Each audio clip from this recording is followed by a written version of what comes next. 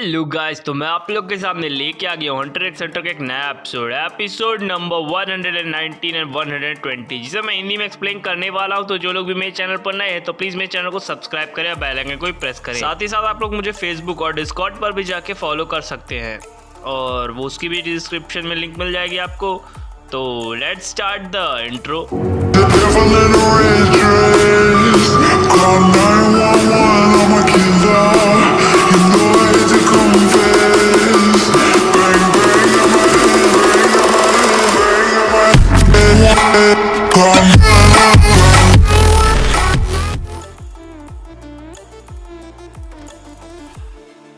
तो इस एपिसोड के पहले सीन में हमें दिखाया जाता है किलुआ को, जो कि अपने फुल पावर में आ रहा होता है। और इस सीन का मैं काफी लंबे समय से वेट कर रहा था। यहाँ पे किलुआ अब अपने इलेक्ट्रिसिटी का यूज करना चालू करता है, और हमें इसी एपिसोड में यूपी की एक नई पावर का पता चलेगा। यहाँ पे हमारा किलुआ काफी सारे अटैक्स उस पर कर देता है, जिसके बाद हमारा यूपी बोलता है वह उसे शॉक पे शॉक दिए जा रहा होता है, और वो बार बार वही चीज कहता है जो भी आपने कुछ समय पहले सुनी। खैर, यहाँ पे हमें इसकी नई पावर का रिवील ये होता है कि अब वो खुद भी एक इलेक्ट्रिसिटी जनरेट कर सकता है, यानी कि उसकी पावर को उसने एब्जॉर्ब कर लिया है। और अब वो खुद भी बिजली का यूज कर सकता है, और अब उस पर बिजली का कोई भी असर नहीं होता है। यहाँ पे हमें पता चलता है किलुआ की अब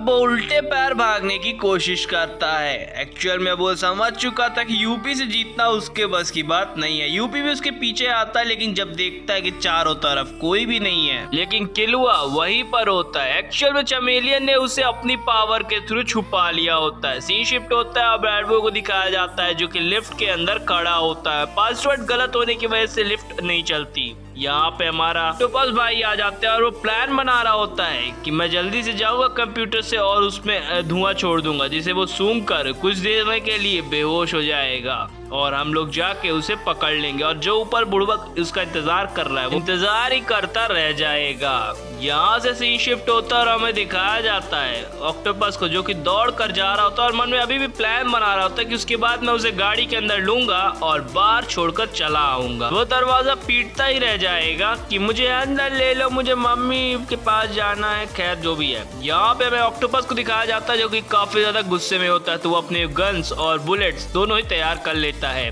बैड वो अंदर ही होता है, सोच रहा होता है कि पासवर्ड गलत कैसे हो सकता है। यहाँ पे ऑक्टोपस को दिखाया जाता है, जो कि सीधे दौड़ रहा होता है कंट्रोल रूम की तरफ। यहाँ पे पता चलता है कि उसने लिफ्ट का दरवाजा ही तोड़ दिया अपने नैन बुलेट्स के थ्रू, जो कि काफी ज्यादा ताकतवर होती है, मतलब नॉर्मल आयरन से तो ताकतवर होती ही है। यहाँ पे वो तोड़कर बाहर की तरफ आता है। यहाँ तब तक में ऑक्टोपस कंट्रोल रूम के अंदर पहुंच के वो पूरे की पूरी तरह से चारों तरफ की दीवारों को बंद कर देता है। ज्यादा ही खुश हो रहा होता है कि अब उसने ब्रैडबो को पकड़ लिया है। ब्रैडबो पहली बात में समझ नहीं पाता कि ये चल क्या रहा है उसके साथ, और यहाँ पे कंट्रोल रूम के अंदर वो बंस लेकर खड़ा होता है।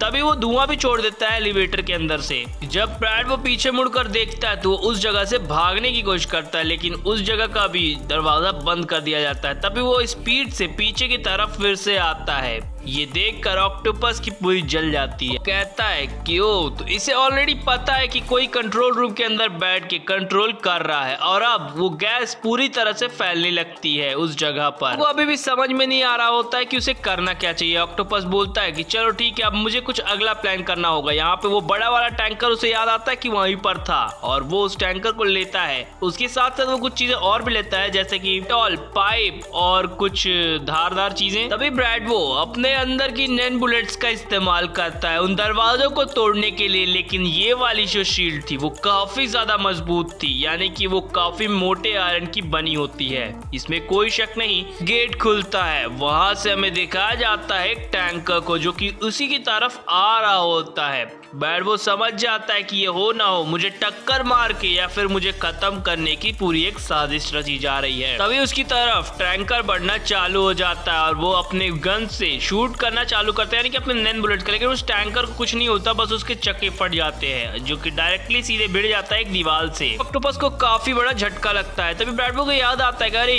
उसने तो दीवार भी तोड़ सकता था एलिवेटर की छत की, और वहां से वह निकल सकता था, लेकिन अब पूरा तरह से प्लान फेल हो चुका है। यहाँ यहाँ पे वो जाता है, देखता है तो चारों तरफ धुआं निकल रहा होता है और अब एलिवेटर के अंदर जाने वाली जगह भी बहुत कम होती है, यानी कि वहां से निकल पाना बहुत मुश्किल है। और एलिवेटर के अंदर हमारा ऑक्टोपस इसलिए घुस पाया था क्योंकि उसकी प्रजाति कुछ ऐसी है कि वो कहीं भी शिफ्ट हो सकते हैं, यानी कि एक छोटे से बॉटल के अंदर वो जा सकता है और ढक्कन को खोल सकता है। यहाँ पे उसने ऑक्सीजन के लिए उस पाइप का यूज किया होता है और धुआं काफी ज्यादा फैल रहा होता है, जहाँ पे ब्रैडवो अब सांस लेने की हालत में नहीं होता है और चारों तरफ धुआं ही धुआं फैल जाता है। इस बात पे कोई शक नहीं कि अब वो बेहोश होने वाला था। यहाँ पे अब खुद भी बस के पाइप में भी एक गैस भरना चालू हो जाती है। ब्रैडवो वहीं पर बेहोश पड़ा होता है और तभी हमारा ऑक्टोपस आता है और अपना गन लेकर उसके सामने खड़ा हो जाता है, लेकिन उस पर गन नहीं चला पाता। वो कहता है तो हमारा भाई, अरे मैं तारे पर गन कैसे चला दूं? खैर जाने दो। यहाँ पे हमें दिखाया जाता है कि वो फिर से कंट्रोल रूम के अंदर जाता है और लल लल करते हुए रोने लगता है। खैर सीन शिफ्ट होता है, यहाँ पे हमें दिखाया जाता है स्मोक चेन को, क्योंकि अभी भी फैला होता है और उसके अंदर मॉरल और वैफू का बनाया हुआ वही छत्ता होता है। यहाँ पे हमें दिखाया जाता है शॉट और नकल को, जहाँ पे नकल काफी ज्यादा दुखी होता है। यहाँ पे हमें पता चलता है कि अब मॉरल को काफी ज्यादा गुस्सा आने लगा है, क्योंकि अब वो काफी लंबे समय से उसका वेट कर रहा था। यहाँ पे हमें पता चलता है कि वैफू ने सिर्फ एक चाल चली थी कि जो सामने उसके ककून दिख रहा है वो सिर्फ एक ककून है, उसके अंदर कोई भी नहीं है। सीन शिफ्ट होता है, नकल को दिखाया जाता है। यहाँ पे वो शॉर्ट को अलविदा कहता है, यानी कि हॉस्पिटल के लिए कैनऑफ के थ्रू, और उसका पूरा ब्लड देखकर उसके अंदर का खून खौलने लगता है। एपिसोड नंबर 120, जिसे मैं हिंदी में एक्सप्लेन करूंगा। खैर यहाँ पास में दिखाया जाता है कि अब ने उसका खून को तोड़ दिया है और ये बात समझ में आ जाती है हमारे वैफू को, यानी कि उसी तितलिया वर्गा को, और वो कहता है कि चाल तो काफी ज्यादा अच्छी चली थी वैफू, लेकिन तुम इसमें नाकाम रहे। तभी वो कहता है अच्छा ऐसा है क्या। अब अंदर ही अंदर हंसने लगता है और कहता है कि फाइनली हम फाइट करने वाले हैं। तभी वो अपना डांस दिखाने लगता है तितलिया वर्गा वाला कि यार मेरा तितलिया वर्गा, और छोटे छोटे तितलिया वर्गा में वो चेंज हो जाता है, जो कि मॉरल ये देखकर काफी ज्यादा शॉक में आ जाता है। यहाँ पे वो देखता है कि एक नहीं 1000 छोटे छोटे वैपूज आ चुके हैं, यानी कि तितलिया वर्गा, वर्गोर, वर्गास, जो भी जितने भी फॉर्म होते हैं वो सारे आ चुके हैं। यहाँ पे हमारा मॉरल अब एक जल्दी से स्मोक निंजास बना लेता है, तभी उस पर अटैक कर देता है हमारा तितलिया वर्गा वहां पर आके, और उसका वहां पास से सिगार ले लेता है और कहता है अजय देवगन के ज्यादा फैन बनने की जरूरत नहीं है।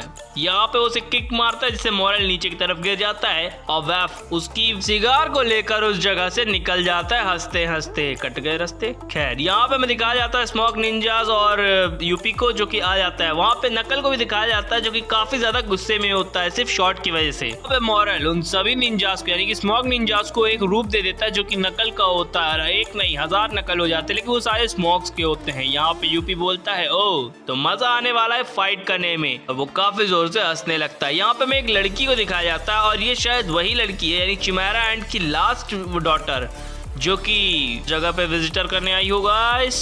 खैर यहाँ पे मैं उसी बुड़बक को दिखाया जाता है जो कि कहता है कि मुझे बचा लो, मैं तुम्हारी मदद कर सकता हूँ। तभी वो कहती क्या सच में? मैं जा रही हूँ, वैसे भी मुझे कोई काम धंधा है नहीं, तो मैं घूमने निकल रही हूँ। वो एक्चुअल में कहती है कि मेरी सारी शर्तें मान लो तो मैं तुम्हें छोड़ दूंगी। यहाँ पे वो कहता है कि मैं सारी शर्तें मानने को तैयार हूँ, जिसके बाद वो उस बड़े से पत्थर को उठाकर फेंक देती है और कहती कि ठीक है अब इसे अपने कंधे पर उठा लो एंड और चलो। ऐसा ही होता है और वो वहां से तेसरो करते हुए निकल जाती है। यहाँ पे वो याद करता है कि कैसे अटैक हो गया था मेंशन के ऊपर, जहाँ पे पूरी की पूरी बिल्डिंग ही मेरे ऊपर गिर गई थी। इस बात से वो काफी ज्यादा परेशान हो जाता है। यहाँ पे हमें दिखाया जाता है मॉरल के सिगार जो कि पानी के अंदर जा रहा होता है, और ये वैफ काफी ज्यादा खुश हो रहा होता है और कहता है पक्का हो ना हो ये मैनिपुलेटर ही है। यहाँ पे वो खुद को फिर से एक बार प्रूव करके, यानी कि काफी सारे छोटे छोटे तितलियां वर्गास, वर्गोस, वर्गेसेस बना लेता है और उनको ऑर्डर करता है कि जाओ सभी जगहों पर मेंशन पे नजर बनाए रहो कहाँ पे क्या हो रहा है, और सारे के सारे आपस में ही ये डिस्कशन करके निकल जाते हैं। यहाँ पे मैं दिखाया जाता है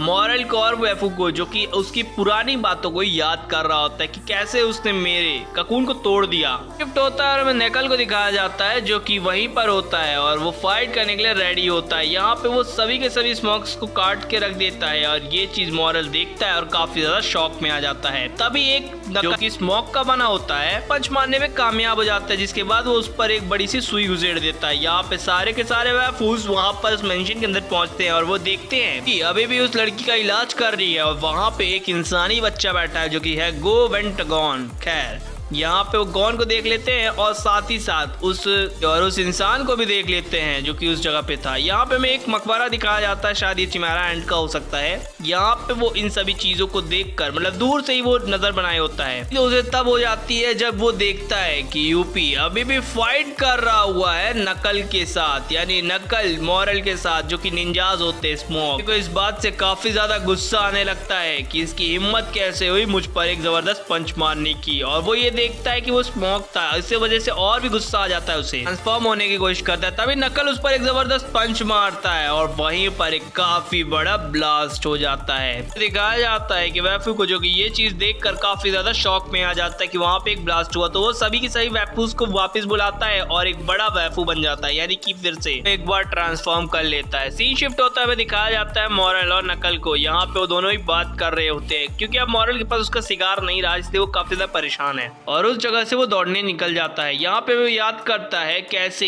शॉट का जितना खून था वो बह रहा था और नकल इस बात को याद करे काफी ज्यादा गुस्से में आ रहा होता है। सीन शिफ्ट होता है और हमें दिखाया जाता है कि बनाए हुए एक अंडरग्राउंड कैबिन में जहाँ पे उसका इलाज चल रहा होता है और ये होता है हमारा शॉट जहाँ पे वो देखता है कि मॉरल जा चुका है उस गेट के थ्रू। हमें दिखाया जाता है कि पूरी की पूरा मेंशन एक बार फिर से शेक करने लगता है जहाँ पे पत्थर गिरना चालू हो जाते हैं और हमारा वुल्फी ये देखता है और कहता है कि ये लड़की यहाँ पास से में दिखाया जाता है पिटो और गॉन को, वो बताती है कि कोई आ रहा है और वो होता है हमारा वैफो। ये बात वो बताती है कि तुम्हारे पीछे कोई खड़ा है और वो ये चीज देखकर काफी ज्यादा शॉक में आ जाती है। यहाँ पे तितलिया वर्गा कैसे आ गया, उससे तो अभी अपोनेंट्स के साथ फाइट करना है। जिसके बाद ये एपिसोड यहीं पर एंड होता है। तो जिन लोगों ने भी अभी तक मुझे मेरे इंस्टा पेज और फेसबुक पर फॉलो नहीं किया तो अभी जाके फॉलो कर लीजिए, वहां पर हम काफी सारी बातें कर सकते हैं।